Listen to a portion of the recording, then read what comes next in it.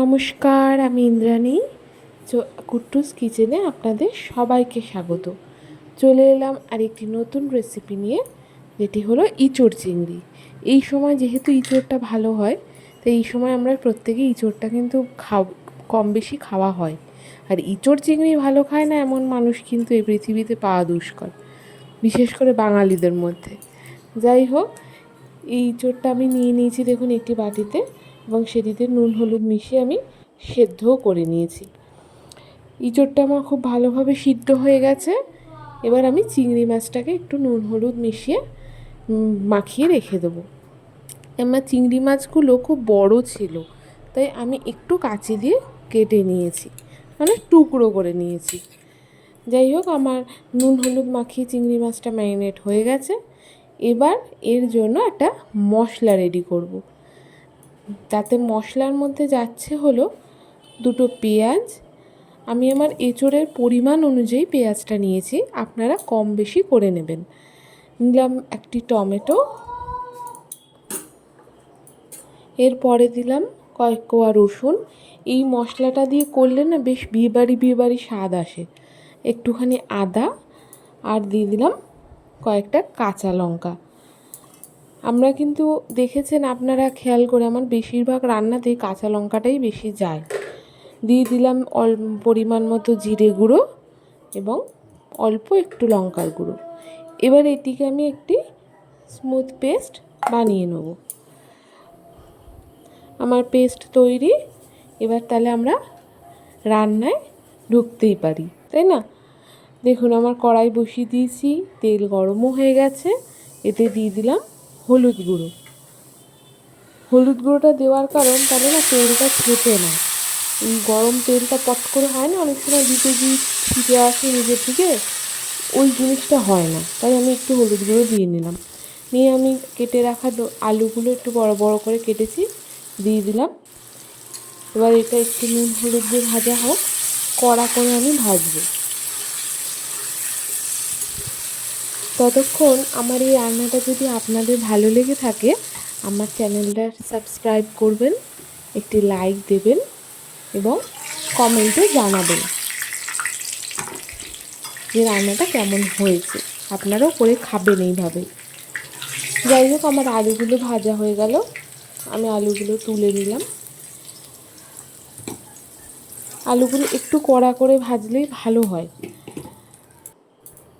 এবার আমি এর মধ্যে দিয়ে দেবো চিংড়ি মাছগুলো। চিংড়ি মাছ কিন্তু বেশি ভাজার প্রয়োজন নেই, বেশি ভাজলে একটু চামড়া মতো হয়ে যায়, অল্পই ভাজবো। চিংড়ি মাছগুলো অল্প যখন একটু লাল লাল ভাজা হয়ে যাবে,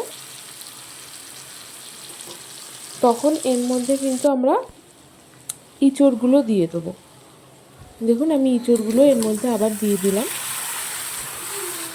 এঁচড় আর চিংড়ি মাছ আর এঁচড়টা একটুখানি মানে মানে হয় না, একটু ভাজা ভাজা টাইপের হলেই আমি মশলা দিয়ে দেবো।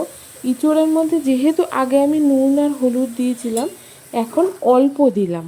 এটা মাথায় রেখে দিতে হবে, কারণ ইঁচড় সিদ্ধর সময় কিন্তু নুন হলুদ দিয়েছিলাম, তাই এখন অল্প পরিমাণ দিলাম। একটু নাড়াচাড়া করে একটু সামান্য একটুখানি, মানে 4-5 মিনিটের মতো রেখে আমি এর মধ্যে আলুটা অ্যাড করে দিলাম। আলুটা অ্যাড করে এটা একটু মিশিয়ে নিয়ে তারপরে আমি মশলাটা দিয়ে দিলাম, যে মশলাটা আমি পেস্ট করে রেখেছিলাম। এই মশলাটা দিয়ে একটু ভালো মতো মিশিয়ে দিয়ে এগুলোকে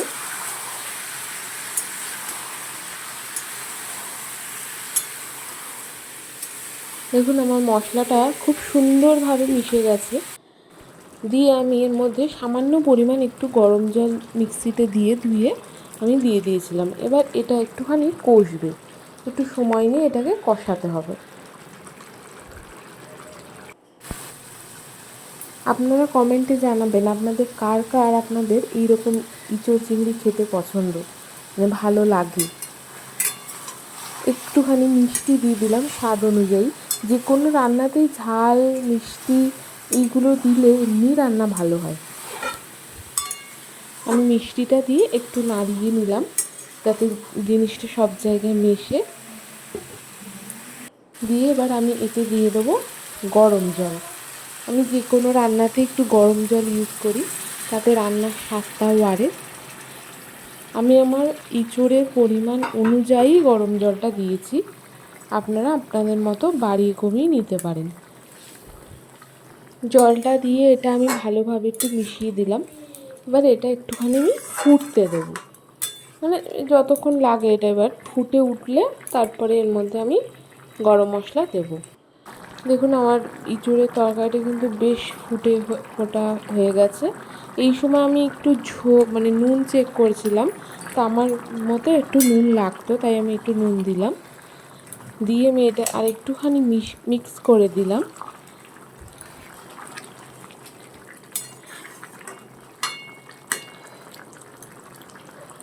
দেওয়ার পর দেখুন আমার এগুলো কিন্তু আমি দেখলাম আমার সব কিছু বেশ সুসিদ্ধ এবং সব কিছু ঠিক আছে। আমার ইঁচড় রান্না কিন্তু প্রায় রেডি। এরপরে আমি এর মধ্যে লাস্টে দিয়ে দিলাম আমার ঘরে তৈরি হোমমেড গরম মশলা, যা স্বাদ গন্ধ অতুলনীয়। আমার এটা পুরো রেডি হয়ে গেছে ইঁচড়টা। এই ইঁচড় হলে ভাতের সঙ্গে আর কিছুরই দরকার হয় না, এই দিয়েই খাওয়া হয়ে যায়। যাই হোক, আজকের মতো আমার রান্না এইটুকুই। আবার আসবো অন্য আরেক দিন অন্য একটি রেসিপি নিয়ে। আজ তাহলে আসি, টাটা।